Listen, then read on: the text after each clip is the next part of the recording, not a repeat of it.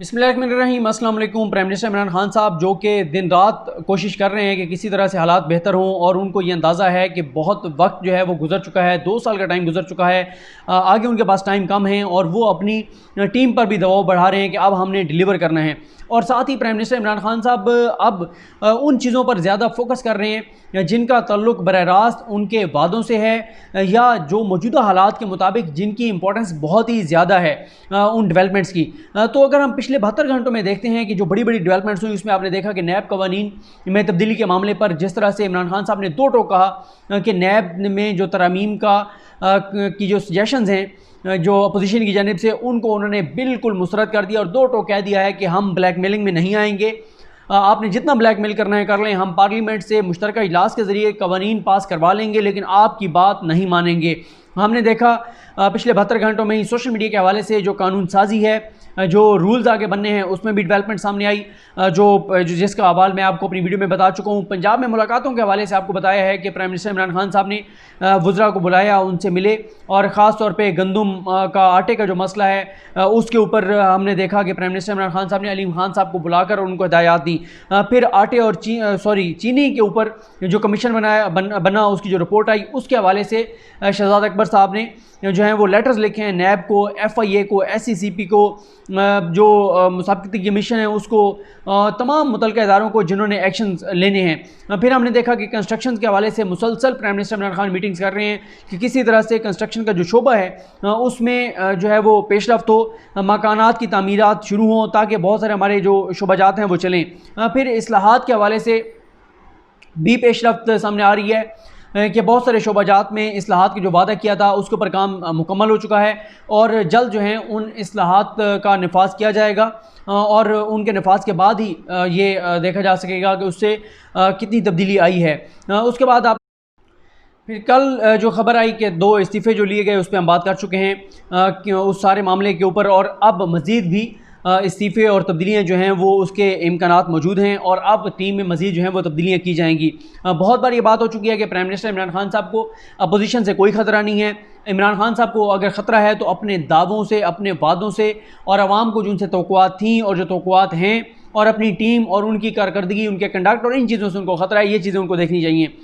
फिर आपने बांग्लादेश वाला मामला भी देखा, वो भी एक डेवलपमेंट हुई जिस हवाले से ईसा नकवी साहब बड़ी तफसील के साथ बता चुके हैं क्योंकि ये उनका सब्जेक्ट है और वो उसको बड़े ज़बरदस्त अंदाज से इस पर वीडियोज़ कर चुके हैं। वो मैंने कम्युनिटी पेज पे शेयर भी किए, आप देख सकते हैं। उसके बाद अब जिन दो जो बड़ी डेवलपमेंट्स हैं जिन पर मैं बात करने जा रहा हूँ, वो एक है कराची के हवाले से। कराची के हवाले से हम भी बहुत बार बात कर चुके हैं, कराची के अवाम भी ये बात करते हैं कि कराची के लोगों ने मैंडेट दिया प्राइम मिनिस्टर इमरान खान साहब को, तहरीक इंसाफ को। 14 MNAs और 21 MPs कराची से तहरीक इंसाफ के जो हैं वो मुंतखब हुए। अब जो कराची के लोग हैं वो इन चीज़ों में नहीं जाते, हालांकि ये एक फैक्ट है। 18वीं तरमीम के बाद बहुत सारे शोबाजात जो हैं वो सूबाई हुकूमत के पास हैं या बल्दियाती इदारों के पास हैं, और अगर बल्दियाती इदारों को फ़ंड नहीं दे रही सिंध हुकूमत, और अगर बल्दियाती इदारों को इख्तियारात नहीं दे रही सिंध हुकूमत, तो इसमें कसूर सिंध हुकूमत का है, इसमें वफाक का कोई कसूर नहीं है। लेकिन बात यह है कि चाहे सिंध हुकूमत कुछ नहीं कर रही, पीपल्स पार्टी कुछ नहीं कर रही, चाहे MQM की बल्दियाती जो सिस्टम है, जो उनके पास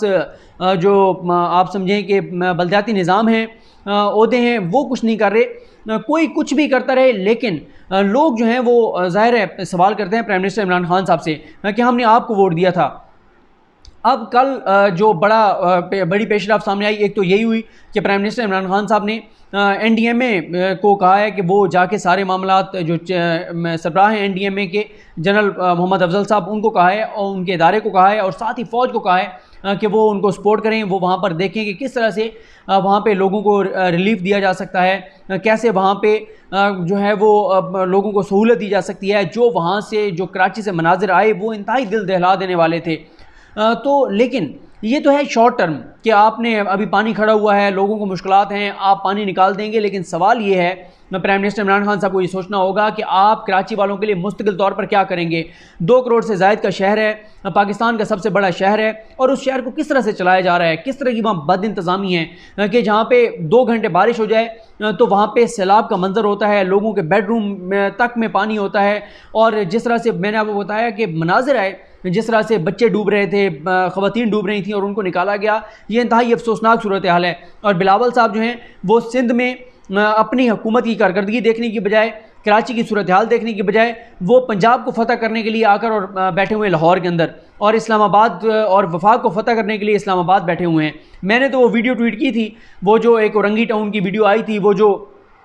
गंदा नाला बह रहा है, तो मैंने कहा कि बिलावल साहब बिलावल साहब का तरक्की का मॉडल है, और वो पंजाब को शायद यही पैगाम दे रहे हैं कि अगर आप पंजाब वाले हमें वोट देंगे तो पंजाब के हर शहर को जो है वो औरंगी टाउन बना देंगे। ये वो सूरत हाल है कराची की, कि ये वो मैसेज दे रहे हैं पंजाब को और बाकी सूबों को कि अगर आप हमें वोट देंगे तो हम भी आपके शहरों का हाल ऐसे ही कर देंगे। तो इस सब के बाद कौन उनको वोट देगा इन इलाकों के अंदर? उनके पास एक सूबा है, और जब बिलावल साहब प्रेस कॉन्फ्रेंस करते हैं और मुस्लिम लीग नून के लोग प्रेस कॉन्फ्रेंस करते हैं तो ऐसा लगता है कि ये बेचारे कभी इनको इक़्तिदार मिला ही नहीं है। और बिलावल साहब तो ऐसे बात करते हैं जैसे इस वक्त पाकिस्तान में उनको कोई एक MNA MPA भी नहीं है और कहीं पर उनको कोई इख्तियार नहीं है। भाई सिंध आपके पास है, 18वीं तरमीम के बाद इख्तियारात आपके पास हैं, NFC वार्ड के तहत 1000 अरब आपको दे दिए जाते हैं, तो आप अपने सूबे को क्यों नहीं बेहतर करते? उसको आप एक मॉडल बनाएं, उसके शहरों को मॉडल बनाएं और दिखाएं कि अगर आप हमें वोट देंगे तो हम भी इस तरह का काम आपके भी सूबों में कर दिखाएंगे जो हम सिंध में कर रहे हैं।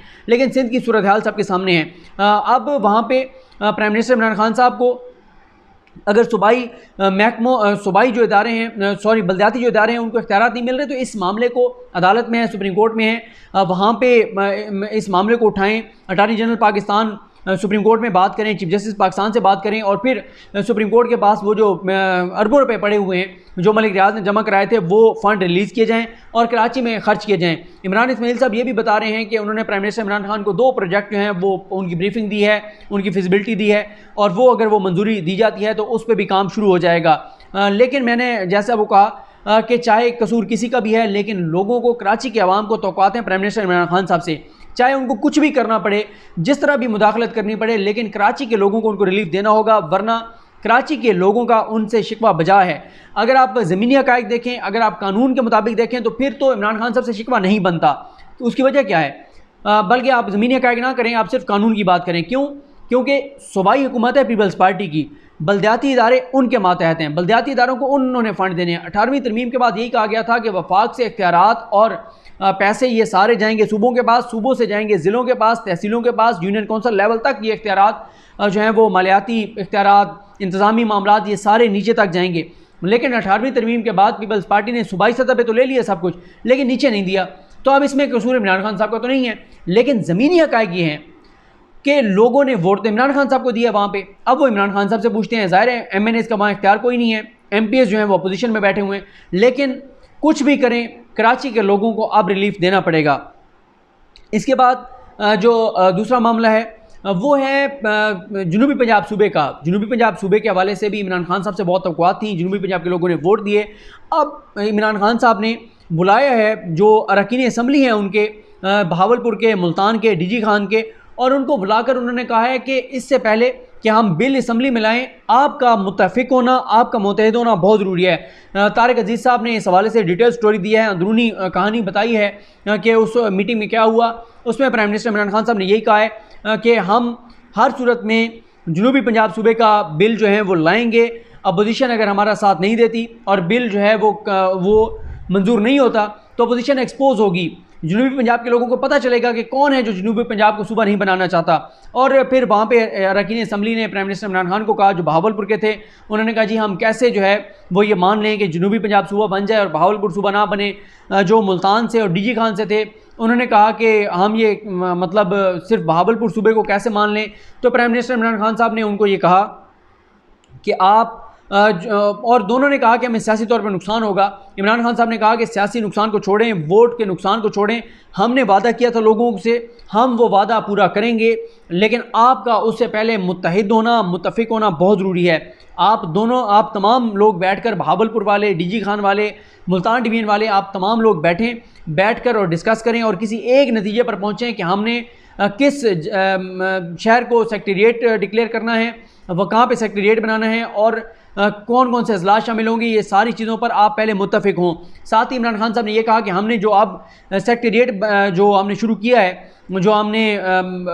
पुलिस को और जो एडिशनल चीफ सेक्रेटरी को बिठाया है, एडिशनल आईजी पंजाब को बिठाया है, इस हवाले से उन्होंने कहा कि उनको मुकम्मल इख्तियारात दिए गए हैं, कोई मुदाखलत बर्दाश्त नहीं की जाएगी, लाहौर की कोई इंटरफेरेंस नहीं होगी, कोई मुदाखलत नहीं होगी। और हम ये चाहते हैं कि हम कम अज़ कम सूबा तो बनता है या नहीं बनता, वो तो जब करारदाद आएगी, जब बिल आएगा, उस करारदाद तो नहीं आएगी, बिल आएगा, ज़ाहिर है जब बिल आएगा वो मंजूर होता है नहीं होता, सूबा बनता है नहीं बनता। लेकिन असल मकसद है लोगों को आसानी फ़राहम करना, लोगों को सहूलत फ़राहम करना। तो लोगों को सहूलत मिलनी चाहिए, आसानी मिलनी चाहिए, और जनूबी पंजाब के लोगों को लाहौर ना आना पड़े और उनके तमाम काम जो हैं वहाँ पर होने चाहिए। तो साथ ही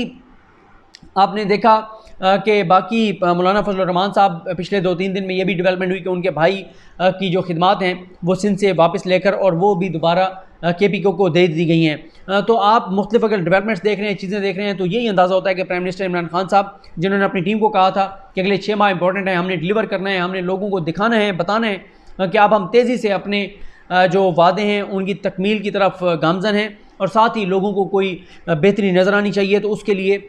इमरान खान साहब ने अपने जो इक़दामात हैं, जो अपना काम है, उसकी स्पीड भी तेज़ कर दी है। देखते हैं किस हद तक बेहतरी आती है नहीं आती, जो भी सूरत हाल होगी आपको आगाह करेंगे। मुझे अपनी दुआ में याद रखें। अल्लाह करीम हम सब कामयाब नासरो। अल्लाह हाफ़िज़।